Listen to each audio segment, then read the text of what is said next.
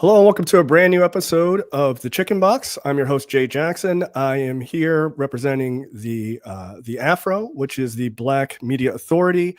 133 years of Black-owned media. And it's just me by myself this week, but we promise a very interesting conversation. This week we have Dr. Toni Boulware Stackhouse. Let me read a little bit of her bio before bringing her on. As Maryland continues to face a sharp rise in mental health needs, up more than 30% over the past 5 years, mental health expert Dr. Toni Boulware Stackhouse is calling attention to Tyler Perry's new Netflix film, Straw. The story mirrors the reality of many underserved women and mothers in Baltimore City. The story, though fiction, is all too familiar to Dr. Stackhouse, who left a career managing homeless services to launch her private practice, Life Matters Wellness, in 2021, and has seen firsthand how untreated trauma plays out. At her Harford County location alone, Life Matters Wellness provided over 4,100 sessions last year, including therapy for individuals, couples, and families. With her new office now open in Owings Mills, Maryland, Dr. Stackhouse aims to meet the urgent demand closer to Baltimore City. Beyond therapy, Dr. Stackhouse is building a future-focused solution, expanding services for youth, training the next generation of clinicians, and creating wraparound support for single parents facing emotional and financial strain. So, welcome to the show, Dr. Toni. Oh, there she is. Thank you for having me. Thank you. Yes, absolutely. So, obviously, mental health is, I don't want to say a buzzword at this point, but people are talking about it. They right? are talking about it. Yes. So hopefully they're talking about it in the right ways, and we'll find out if you think so, which I'm interested to have that conversation. But what got you into this space that you're doing this work with your company that you started in 2021? First off. Okay, so in 21, I ended a 25-year career working with individuals and families who were experiencing homelessness in Baltimore City and Baltimore County. There were some things that remained consistent when working with this population of people, and it was mental health and substance abuse as well, but more so mental health was a consistent theme and struggle for people, which prevented them from obtaining and maintaining stability in housing and employment, which caused a huge percentage of recidivism rate in the shelters and homeless services programs that I've had the opportunity to work with. And it was alarming. Like, so I am solution focused. I'm always looking for what is the root cause of something so that we can fix that. Because I think that homelessness is a symptom of something that is greater going on with people. Because if you think about it, there are a number of people that lose jobs, get sick, have problems with addiction, and they don't necessarily all become homeless. Right. But we have a population of people who can't seem to find their way to become stable, and employment has something to do with it, which impacts housing stability. And so that increased my curiosity as it relates to how do we become a part of the solution and not this cycle, part of this system that's creates cycles of the same people coming through the systems, and we providing services for the same people. It felt like we weren't being productive, that we weren't successful in a lot of ways. We would be excited to get people into housing, celebrate, get them into housing, and then the next year they would return. And so something has got to be wrong. So it just piqued my curiosity. I wanted to know more about mental health, which caused me to return to graduate school. While I was still working in the field, I went to graduate school, and then I got my doctoral degree in counseling psychology. And so once I got my license for the state of Maryland, I always knew that I wanted to open my own practice so that I could provide services from a mental health perspective to kind of help people work through trauma. Because a lot of it is some of the traumatic experiences that they experienced they weren't able to experience the resilience that they needed to be able to recover so that they can maintain housing and employment stability.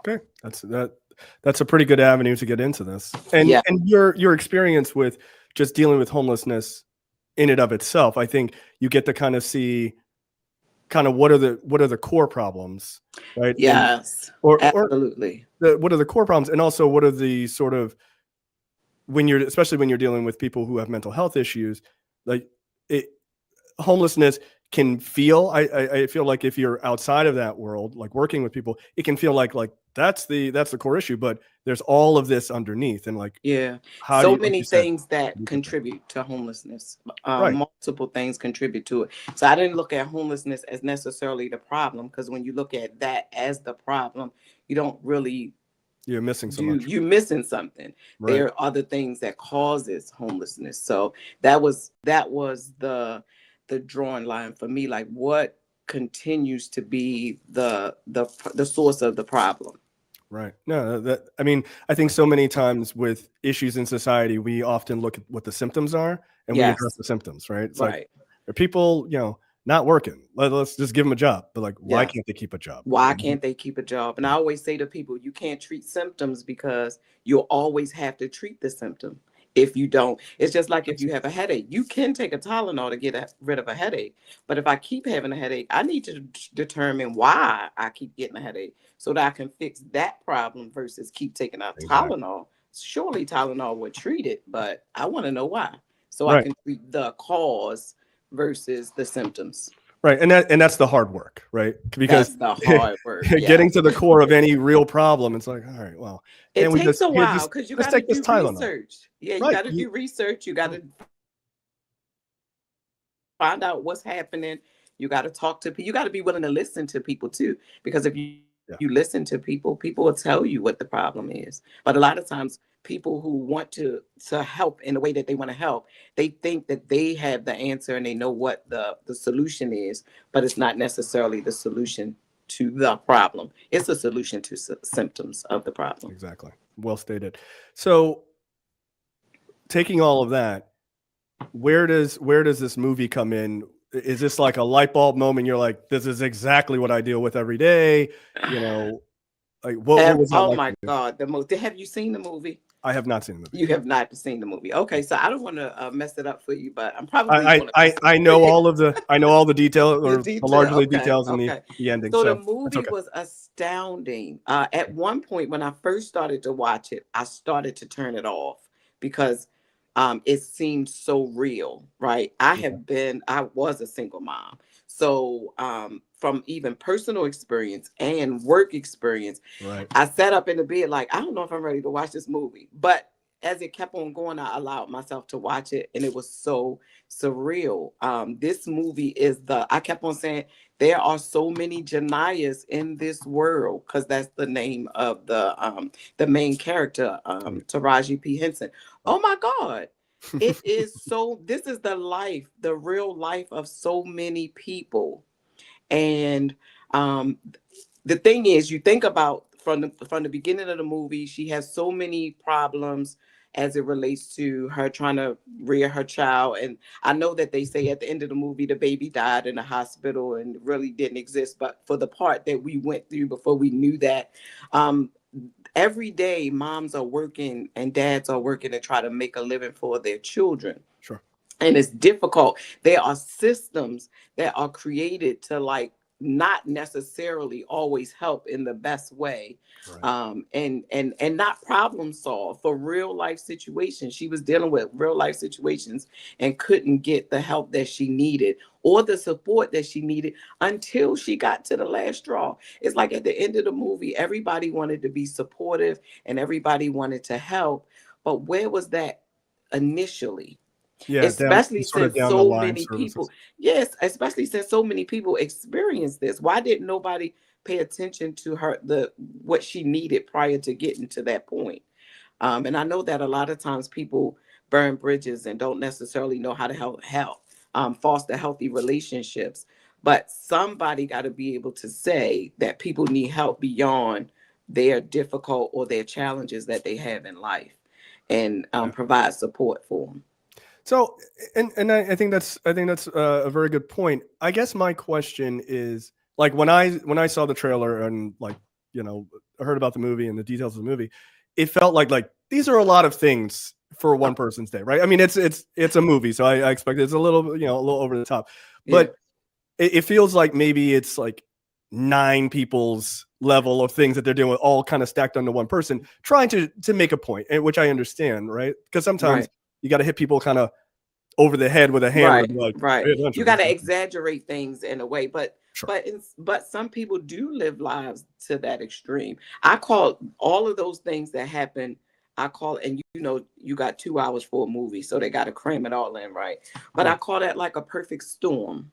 Yeah. Of Like course. enough things happen in your life that causes you to get to that last straw, and you making decisions that you necessarily might not make had you not been Right. pushed to the edge.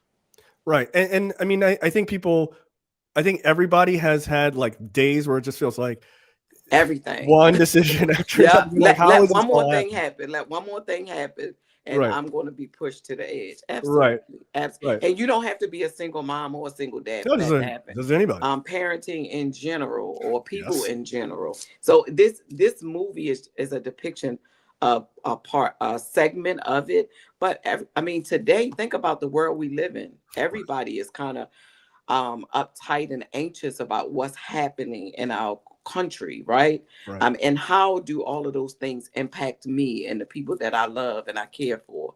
And what can I do in response to those things? Do I even have a solution? Can I fix whatever the impact is going to be in our lives in the coming days? Everybody got concerns like that, right? Yes. And if not, you're really not paying attention to what's happening. But everybody that's paying attention, and it's kind of difficult not to pay attention, but for all of us who are, it's like what is happening? Right. I mean, I do think there's, you know, not to get like politically, you know, on that avenue, but I do think there is an exhaustion that happens, right? And I think that's, Absolutely, I think personally, I think it's a bit on purpose, right? It's just that absolutely. you kind of Yeah, flood the zone, and everyone's just like, this is a turn off. Like, you just yeah, overload the system, right? yeah. Um, And and I then do if you're not paying attention, we are allowing things to happen, and before exactly, we know it, we it's too far down the road to do anything about what is exactly happening. 100%. So, and so let's take that aspect of even people who are neurotypical or just kind of living their lives with that level of stress that it's just, I mean, the world today or the country today is that's a whole box of stress put over here, and then there's regular life stress, being a parent, being, you know, doing your job, what have you, all of those things. Let's talk about people that you've dealt with in your practice. Are they coming to you because sort of these things have stacked up so much that it is causing sort of breaks in their mental health? Mental anguish, yes. Right. Or Um, are you also dealing with people who have just lifelong mental health issues, you know, what have you, whatever, you know, non-neuro, you know, neurodivergence, you know, any of those sort of things, and then they're also dealing with life. Like, do you see kind of both of those, or, you know, more So one or I'm the other? seeing both of those as a combination of both. We have recently seen an increase of individuals seeking assistance. Um, the number of people that work for the government that have come to our practice Awesome. in the last couple of months have significantly increased. I already had some individuals that we provided services for that were government employees, but it has significantly increased because of the mental anguish that they are experiencing, because nobody knows how the things that are the decisions that are being made, how it's going to impact our lives. I mean, you talking about impacting the way that people are able to pay their bills, to keep a roof over their head and provide food for their families. And if people are not able to do that, that causes a lot of mental anguish, as it should. Yeah.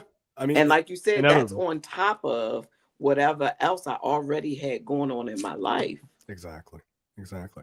So how does that work? They come to you, Hmm. and is this just like sort of what we would think of, since we're not in this industry, so you tell me, is it very similar to what you would think of as just going to therapy, or what kind of services is your company, or your practice providing that feels different or largely the same as what we're thinking? Okay, so we provide mental health service therapy for individuals, for couples, and for families. And so when people come to us, we assess what they come to us, and they let us know what their concerns are, and we take those concerns, and we do that by asking a whole lot of questions. We call it motivational interviewing, because we're trying to get to the root of the problem. We want to know what is the cause. Because usually when they come, they're experiencing symptoms. I can't sleep at night. I feel anxious. I got a headache. It's all kinds of symptoms that people are feeling. I'm having panic attacks, is what we've been hearing more recently. But those things are symptoms because of something else, right? And so once we find out what the symptoms are, we kind of talk to you to find out what's happening at work, what's happening at home, talk about family relationships, support systems. And then when we gather all of that information, we develop a treatment plan to help them kind of delve into these things. If sometimes people have traumatic situations that they have experienced, we specialize in treating people who have experienced trauma.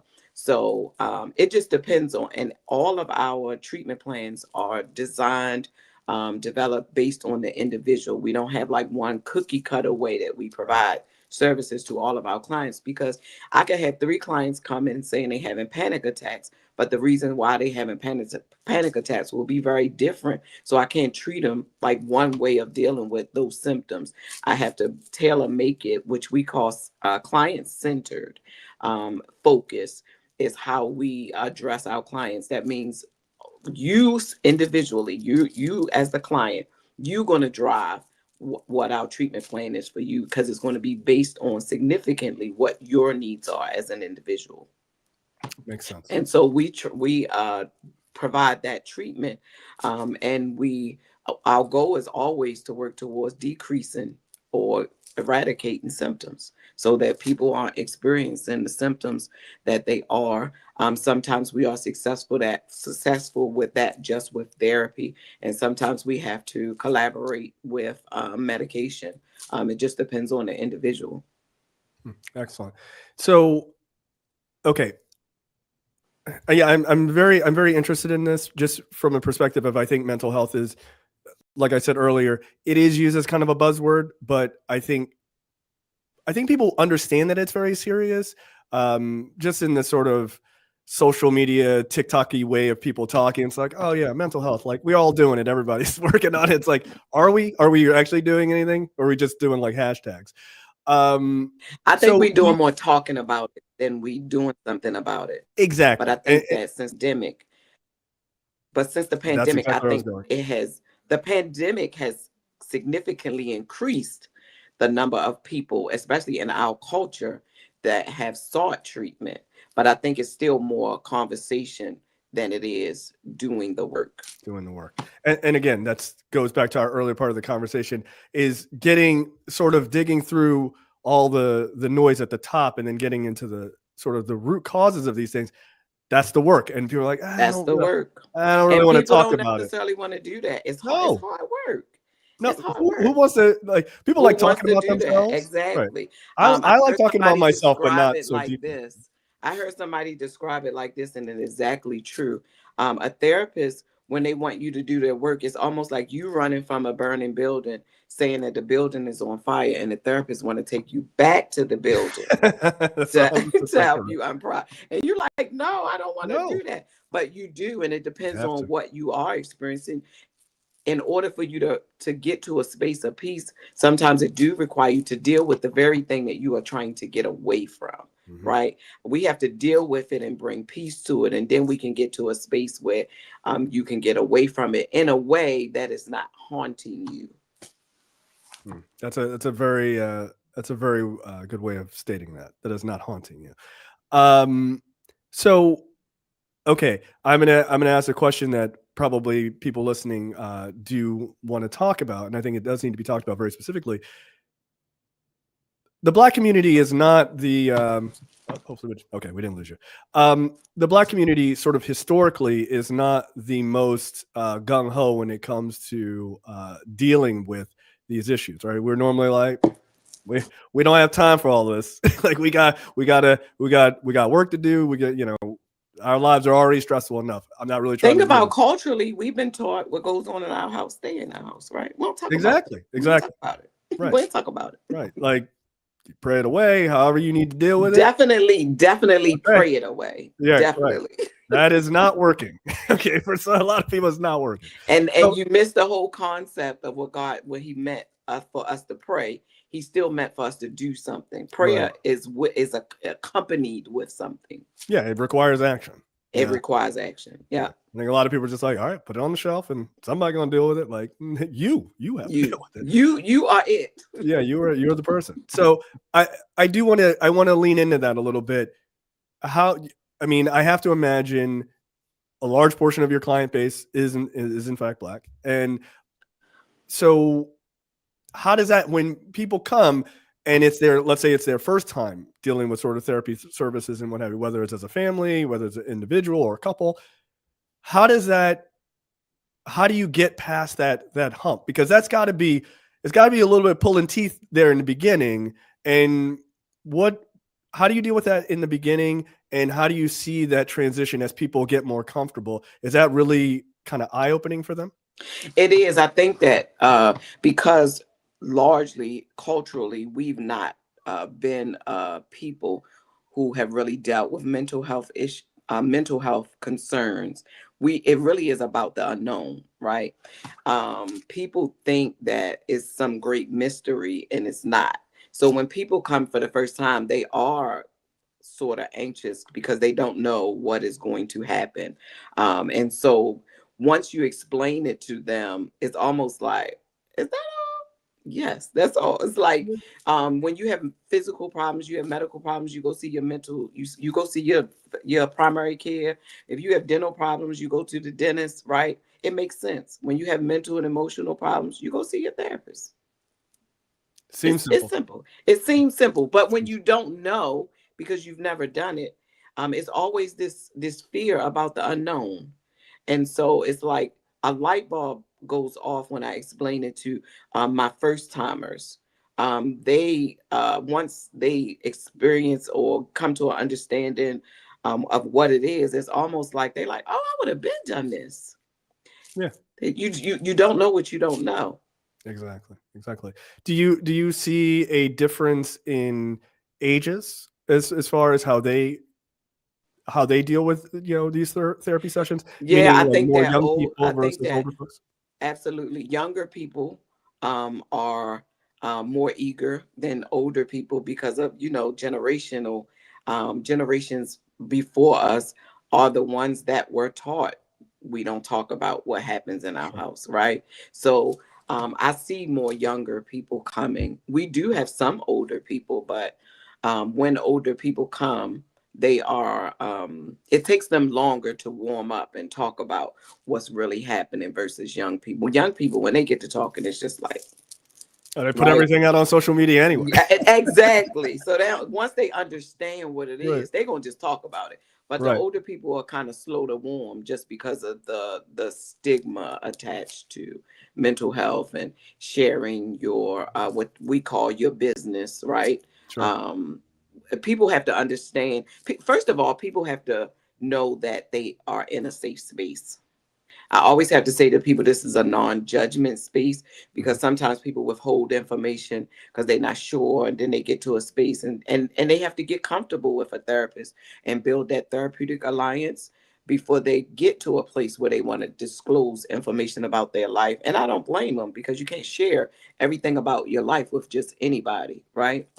So I think that once you know what that process is and you become comfortable with it, listen, we don't have problems after that. Once people get past that hurdle, it's not an issue at all. It's just education. The Bible speaks about my people perishing from lack of knowledge. People don't have the knowledge of what this is and what it could do for them. Then they kind of shy away. and you think about the negative connotations as it relates to mental health. We think about mental health, oh, you got to be crazy, right? Quote unquote. We use Right. terms Exactly. like that. And then when you think about that, everybody, just like you get annual physicals, everybody should make sure that we are well mentally and emotionally on a regular basis. Yeah. No, I think I feel like counseling or some sort of therapy weekly benefits everybody. Oh, my Yeah, life is absolutely. great. You know, I make $1 million a year and everybody loves me and I get high fives every time I walk down the street. It's like, yeah, you should still talk to somebody. You should talk to You still, somebody. you still should. Yes. It doesn't Yeah. have to be within a crisis, right? Sometimes Right. you need, it's just like Right. when you talk to your best friend or something. Sometimes you just gotta like, I got a bunch of stuff up here. I got to get it out. I got to And get out. And you said yeah, something that was key.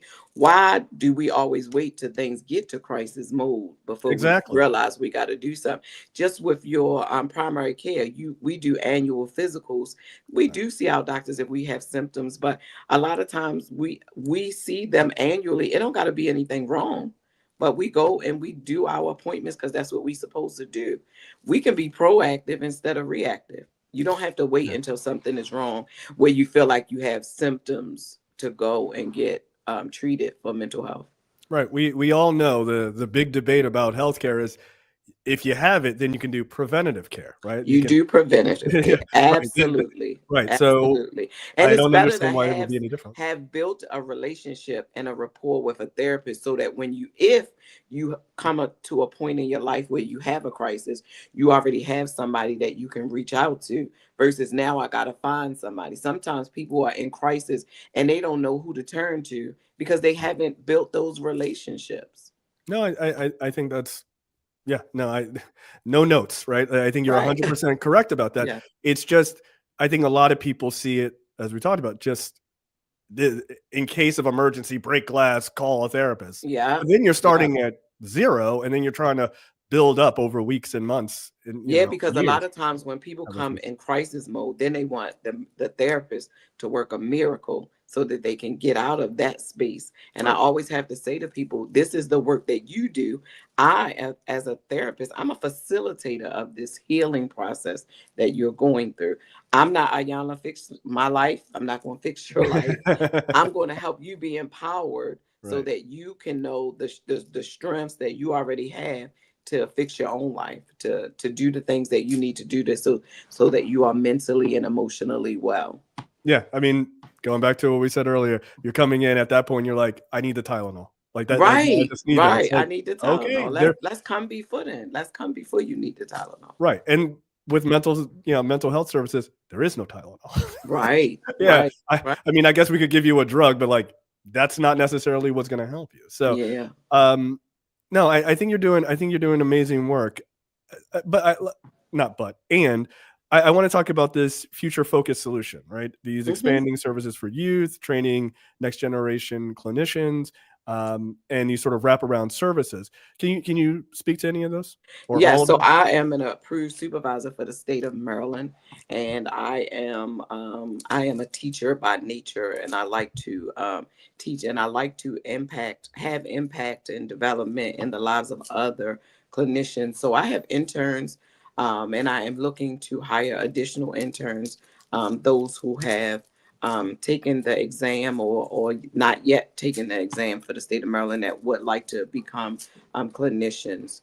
I love working with people and helping them develop what their skills are as it relates to the practice. And so that's what we are expanding to. We're also expanding to do some things with some youth. We've been getting a lot of calls about youth and how there are a lot of youth, they just don't know who to turn to or what to do. We have a lot of youth struggling with suicidal intentions.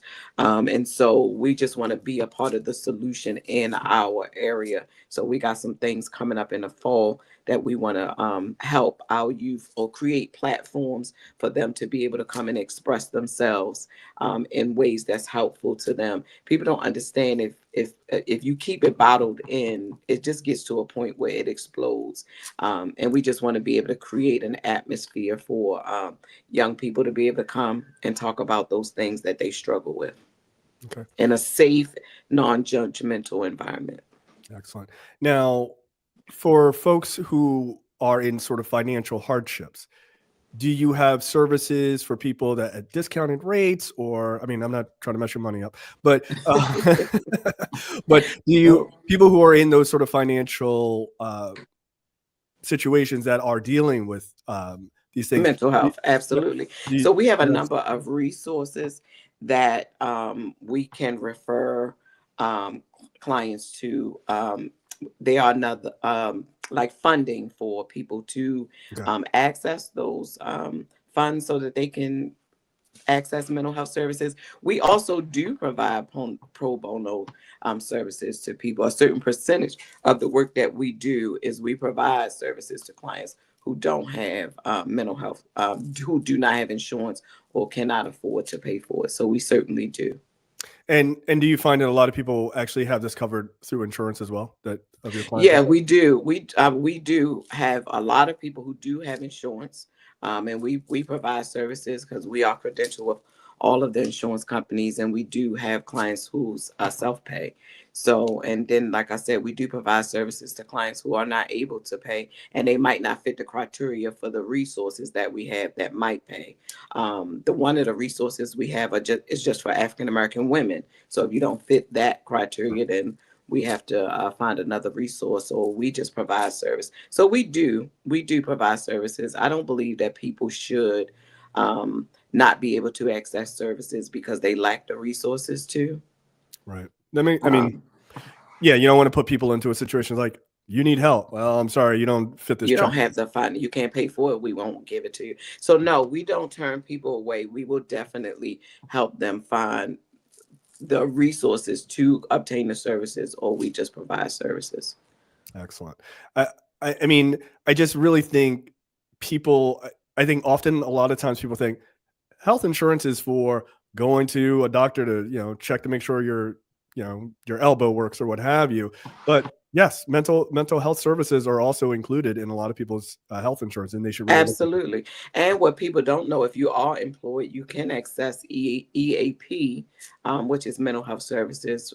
They give you a number of sessions for free through your employer. And that's confidential. Your employer don't get to know what you talk about or none of those things. So you can Oh, access it okay. through there as well. Yeah, I feel like that would be a level of like paranoia. Like, I don't want my boss to. Yeah, a lot of people don't, but we Yeah, um, makes sense. when I did work for other organizations, we did try to convince people or give them the information that it's against the law for the employer to get, or even the mental health, the EA people to provide that information to the employer. So there are things that prevent, like this, the mental health field is protected widely as it relates to confidentiality. If people are not holding your information confidentially, you can actually lose your license for doing so. So if you feel like you are talking to people and they are not holding your stuff in confidence, then there are things that you can do to eradicate that. And hopefully people are not doing that. Yeah, I mean, I think they should lose their license. I You mean, should. You I mean should. that It's that an seems like a ethical. HIPAA violation. It's a HIPAA violation, and it's unethical. Yes, It's I unethical. 100% agree. Yeah. So, okay, what do you see for Life Matters Wellness? What do you see 5 years, 10 years down the road of the services you provide? Maybe even something that we didn't talk about, that you kind of like, this is a thing I want to be able to do. This is where I want to be in this space and these, Okay. So we are looking to have multiple locations, which currently we have two. But the ultimate vision is for us to have a center where we have a wraparound services, where we have mental health services, and we have other type of therapy like music therapy, people who provide the meditation and breath work, and just have all of the services in one location for people. And we are also faith based, so providing spiritual counseling to people and a place for people to be able to come and access prayer. All of those things in one location is what we're looking to do in the next 5 years. Excellent. Well, I wish you all the luck in the world. It doesn't sound like you need it, honestly. I think you're doing amazing. So I will take this opportunity to do our get on the box segment, which we'll close out with. Which I'll just say, Dr. Toni, this is great work, and I think people again like to talk about, have conversations about mental health and dealing with mental health, especially in the Black community. But you aren't just talking about it. Like you're doing it. You and your practice are doing it, and I think that's incredibly important. I think it is one of the things that can help people so much in aspects of their life that they do not realize, right? It's like, absolutely, whether it's work or parenting or what have you, sometimes it's just good to get all of this that's going on in your head just out and talk to somebody, so they can sometimes help you, not that they do it, but help you rearrange those thoughts and make them make sense, and give you sort of the supports that you need. And so I really appreciate your work. I think it's powerful. I'm going to get off the box, but I am going to put up this question that someone asked, which is, how do we receive more information about this program? Absolutely. We can be reached. Our number is 410-650-9919. Again, our number is 410-650-9919. Our website is www.lifematterswellness.com. And you can give us a call and someone will reach back out to you, or you can visit our website, and there is a place for you to submit an inquiry there. Okay, there you go. Hopefully, Roxanne, that helped you, or to whoever else you're going to send it to. And I think if you're listening to this or watching this, send this out to people in this area. Now, do you do online things, or is this only? We absolutely also offer virtual services. Yeah, Okay. we have our Bel Air office in Harford County, and then Owens Mills off of Painters Mills Road that we just opened in March. And then we do offer virtual services. Excellent. So doesn't matter where you are, you can talk to Dr. Toni and her team. So I'm going to give you an opportunity. We've talked about a lot, but what do you want people to take away from this conversation? So it is your absolutely.